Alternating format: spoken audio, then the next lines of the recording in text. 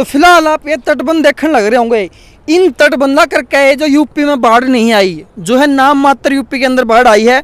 फिलहाल अगर मैं आपने बताना चाहूँ भाई, ऐसे तटबंध हरियाणा सरकार भी तो लगवा सके है ना। हरियाणा सरकार में भी जो है मंत्री हैं, मुख्यमंत्री हैं, आपदा प्रबंधन मंत्री, स्पेशल आपदा खतर है। तो वह काम जो से टेंडर जारी हुए थे, वह काम जो होने थे तटबंध बनाने के, वहीं लगे क्यों नहीं हुए, ये सबसे बड़ा सवाल है। अगर हरियाणा के मुख्यमंत्री इतने बड़े काम भी नहीं कर सकते, एक छोटे से राज्य का मुख्यमंत्री होते हुए, जब इतने बड़े राज्य है, एक पाकिस्तान की जनसंख्या से भी बड़ा राज्य है यूपी, योगी जो है यूपी का मुख्यमंत्री है, एक तरह से वो पाकिस्तान से बड़े राज्य का मुख्यमंत्री है, हम उसको प्रधानमंत्री बोल सकते हैं।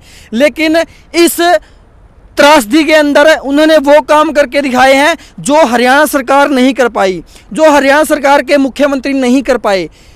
अब तक जो टेंडर तटबंधों के पूरा होने के वो क्यों नहीं हुए हैं, ऐसे तटबंध जैसे यूपी ने बना रखे हैं वो क्यों नहीं पूरे हुए। अगर वो तटबंध पूरे होते तो आज हरियाणा के जो है इतने गांव बाढ़ की चपेट में ना आते, जो 4 लाख एकड़ जो ज़मीन है किसानों की वह खराब नहीं होती। इतनी जो है जिम्मेदारी हरियाणा सरकार की बने हैं। फिलहाल मैं यूपी के अंदर खड़ा हूँ और यहाँ की तटबंध आप देख लो, और मेरे तो उस साइड हरियाणा है, मेरे से उस साइड हरियाणा है। आप हरियाणा के तटबंध देख लो और यूपी के देख लो। हरियाणा सरकार के ऊपर की वो जो काम टेंडर जारी हुए थे वो क्यों नहीं पूरे हुए, जो प्रोडक्शन वाल बननी थी, इतने करोड़ के जो टेंडर जारी हुए थे वो क्यों नहीं पूरे हुए।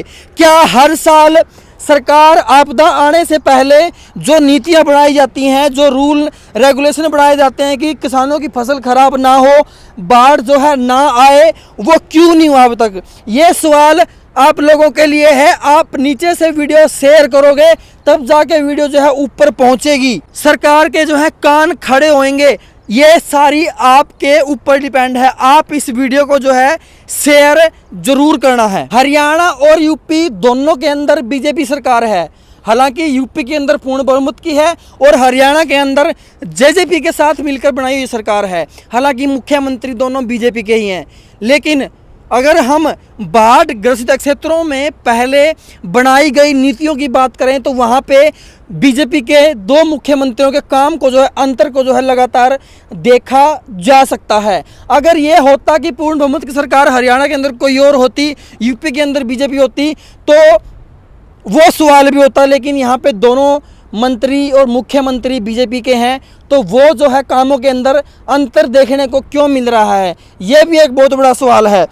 और जिस यमुना के किनारे मैं खड़ा हूँ, इस यमुना नदी के जल स्तर बढ़ने के कारण, ऊपर पहाड़ों में जो है ज़्यादा बारिश होने के कारण हरियाणा के अंदर 4 लाख एकड़ किसानों के जो है फसल बर्बाद हुई है। उनके जो उन्होंने अरमान लिए थे, किसी को बेटी की शादी करनी थी, किसी को कुछ सपने संजोए थे, वो उनके मिट्टी में मिल चुके हैं अकेली इस यमुना नदी के कारण। इसके अंदर सरकार का ही बहुत बड़ा रोल है। हरियाणा सरकार के जो मुख्यमंत्री हैं मनोहर लाल खट्टर और उप मुख्यमंत्री दुष्यंत चौटाला, उनके पास जमीन आसमान का अंतर है। ये सबसे बड़ा सवाल है भाई। फिलहाल मैं उस जमुना नदी के किनारे खड़ा हूँ, जिस जमुना नदी के कारण हरियाणा में जो है 4 लाख एकड़ किसानों की फसल बर्बाद हो चुकी है। जो मैं आज ऐसी पोल खोलूँगा जिस तरह हरियाणा सरकार के बड़े बड़े मंत्रियों की जो है आंख खुलेंगी। हरियाणा में जमुना के कारण जितना नुकसान होया है उसका जो मुख्य कारण है उसकी आज पोल खुलेंगी, इतना नुकसान क्यों होया। जो उप मुख्यमंत्री हैं दुष्यंत चौटाला जी, उनके भी राज खुलेंगे। तो एक बार मैं कैमरामैन ने कहना चाहूँगा, जमुना नदी का एक बार बहाव दिखा दे। फिलहाल जो है देखने में बहुत तेज बहाव लग रहा है। खतरे के निशान तय अभी भी जो है खतरे के निशान के समान इब्बे जमुना नदी जो है अपने तेज बहाव में बहान लग रही है। और मैं आपने बता दूं कि हरियाणा में जो है घग्गर नदी और जमुना नदी, इन 2 नदियों का जो मुख्य कारण रहा है, जिसके कारण जो है 4 लाख किले जो है बर्बाद हुए हैं। फिलहाल मैं आपने जानकारी दे दूं, जमुना के किनारे हैं, उनका टूटने का मेन मुख्य कारण हुआ है तटबंध। जब तक जमुना नदी के किनारे जो है तटबंध मजबूत नहीं होंगे, आप इस साइड लगा लो या उस साइड लगा लो, फिलहाल मैं आपने बता दूं, जमुना नदी के जो यमुनानगर तलेक है और सोनीपत दिल्ली तक जो है, एक साइड हरियाणा पड़ा है और एक साइड यूपी पड़ा है। अगर फिलहाल आपने देखा होगा यूपी में बाढ़ तक बहुत कम नुकसान है। अगर कंपैरिजन हरियाणा के मुकाबले यूपी तक करा तो हरियाणा में 90% होगी, तो यूपी में बिल्कुल 5% बाढ़ है। इतना नुकसान नहीं है। उसका मुख्य कारण है तटबंध। जो इस समय फिलहाल मैं यूपी के अंदर खड़ा हूँ, ये तटबंध आपने देख सको हो कितनी मजबूती से तटबंध दूर लग जो है यूपी सरकार ने पूरे कर रखे हैं। और हरियाणा में भी एक रिपोर्ट छपी थी दैनिक भास्कर की है 15 जुलाई की, हरियाणा के इंतजाम अधूरे यूपी के पूरे। हरियाणा के अंदर यमुना के जो किनारे हैं वो कच्चे हैं।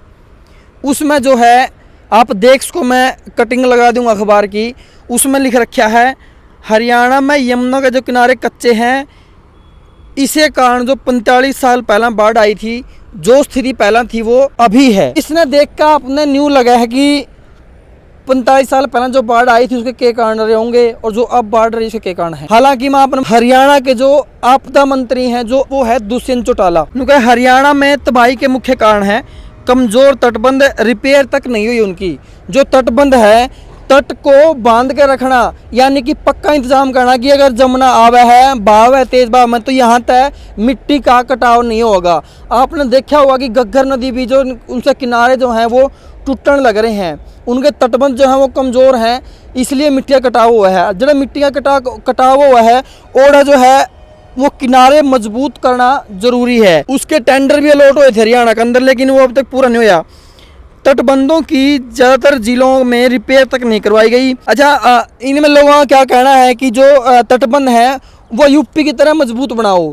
हरियाणा की साइड में तटबंध है वो कमज़ोर हैं, इसलिए किनारे टूटे हैं। करनाल में जो है 34 गाँव बाढ़ग्रस्त हुए हैं, सोनीपत के 22 गांव हैं, पानीपत के 24 हैं, यमुनानगर के 20 हैं। करनाल की मैं आपने बात बताऊं, कुंडा काला में 1.55 करोड़ रुपए से 176 फीट लंबी प्रोटेक्शन वाल बननी थी, जो यमुना नदी के किनारे जो दीवार बननी थी। डाकावाड़ा में 1.40 करोड़ से 1380 फीट लंबी प्रोटेक्शन वाल बननी थी। लालपुरा में 2 करोड़ से 1404 फीट लंबी बननी थी। यह काम सारे नहीं हुए। इसके लिए किसने जिम्मेदार मानो हो? क्या आप इसके लिए दुष्यंत चौटाला को जिम्मेदार मानो हो? क्योंकि वो आपदा प्रबंधन मंत्री हैं हरियाणा में फिलहाल। अगर आपने ऐसा लगा तो नीचे कमेंट जरूर करियो। अपना बार बार बताने लग रहा हूँ कि जो हरियाणा में यमुना के कारण बाढ़ आई है, उनका मेन मुख्य कारण है तटबंध कच्चे होना। और मैं आपको बार बार यह बताने लग रहा हूँ कि यूपी की साइड जो तटबंध पक्के हैं, लेकिन हरियाणा की साइड वो तटबंध कच्चे हैं। उनको लेकर टेंडर भी जारी हुए थे, लेकिन काम अब तक नहीं होया। आपने मैं बता दूं, हरियाणा के क्षेत्र में यमुना के किनारे कच्चे हैं। यमुनानगर, करनाल, पानीपत व सोनीपत में टेंडर जारी होने के बावजूद काम पूरे नहीं हुए। आखिर वह क्यों नहीं हुए, ये बहुत बड़ा सवाल है। जबकि अगर मैं यूपी की बात करूं तो वहाँ पर ऐसे ऐसे पत्थर जो हैं, एक बार दिखा दे, ऐसे ऐसे पत्थरों के साथ जो है प्रोटेक्शन की दीवार, मतलब कि बचाव के कारण जो किनारे वो कटाव ना हो, उनकी इस तरह की वाल जो है बढ़ाई गई है यूपी की दूर तक। अगर हम आगे तक बात करें, दिल्ली से आगे तक जमुना आगर तक जाती है, वहाँ तक भी। लेकिन अगर हम हरियाणा की बात करें, वो देखो, वो दिखा दे, हरियाणा की तरफ जो है इनका काम नहीं हुआ है। हालांकि इस पे जो परियोजना है वो करोड़ों में जो है टेंडर जारी हुए थे, लेकिन अब तक पूरे नहीं हुए। अगर सीधे सीधे बोला जाए तो ये सवाल आप लोगों से है, क्या हरियाणा के जो है किसानों के भारी नुकसान का कारण हरियाणा के कुछ मंत्री हैं? क्या हरियाणा की सरकार इसकी जिम्मेदार है? ये आपको सवाल कमेंट में जो है बताना है। हालांकि मैंने आपको कारण बता दिया है कि क्या कारण है जो जमुना के कारण हरियाणा के इतने गांवों में जो है बाढ़ आई है और इतने किसान लोगों की जो है फसलें बर्बाद हुई हैं। फिलहाल इसका आपको क्या कहना है, आप मुझे कमेंट में राय जरूर दीजिएगा और हरियाणा खबर 18 को सब्सक्राइब जरूर करिएगा। मैं हूं आपके साथ राहुल अत्री। धन्यवाद।